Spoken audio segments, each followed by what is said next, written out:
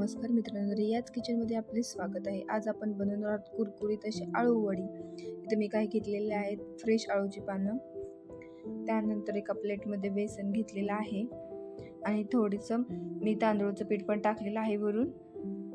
त्याच्यामध्ये मिरची, लसूण, कोथिंबीर वगैरे करून त्याची पेस्ट टाकलेली आहे. थोडीशी हळद आणि गावरान तेल टाकलेलं आहे आणि चवीनुसार मीठ टाकून घ्यायचं. त्यानंतर थोडंसं पाणी ओतून मिश्रण चांगलं एकजीव करून घ्यायचं. जास्त प्रमाणात त्याला हलवायचं, म्हणजे जेणेकरून आपण मसाले वगैरे टाकलेले आहेत, मिरची वगैरे, ते छान असं मिक्स होईल. आता ते साईडला ठेवून द्यायचं. आणि आता आपण आळूवडी भरायला घेऊया. मी इथं एक आळूचं पान घेतलेलं आहे आणि त्या पानावरती पातळ असं मिश्रण सगळं पसरून घेतलेलं आहे. एकावर एक 3 ते 4 पानं ठेवू शकतो आपण. त्या पानांवरती व्यवस्थित असं मिश्रण सगळं पसरून घ्यायचं, जेणेकरून आत आपलं व्यवस्थित शिजलं पाहिजे. तुम्ही बघू शकता मी कशा पद्धतीने रोल केलेला आहे. आपला एक रोल झालेला आहे आता बनवून. नंतर गॅसवरती आपण थोडं पाणी उकळायला ठेवूया.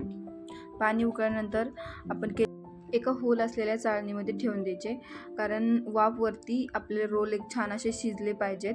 आणि झाकायचं 20 मिनिटासाठी व्यवस्थितरित्या झाकून ठेवायचं. आता तुम्ही बघू शकता किती छान आपले रोल वाफवले आहेत.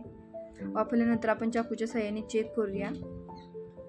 तुम्ही बघू शकता आपलं चाकू एकदम व्यवस्थितरित्या बाहेर आलेला आहे, म्हणजे रोल आपले बनवून तयार आहेत. ते एका प्लेटमध्ये काढून घेऊया आणि आता पॅनमध्ये तेल टाकूया. छान अशा गोल गोल आकारामध्ये आळूवडी कट करून घ्यायची. तसं थंड झाल्यानंतर छान असे आपण आळूवडी कट करून घ्यायची. तुम्ही बघू शकता मी कशा प्रकारे आळूवडी कट केलेली आहे.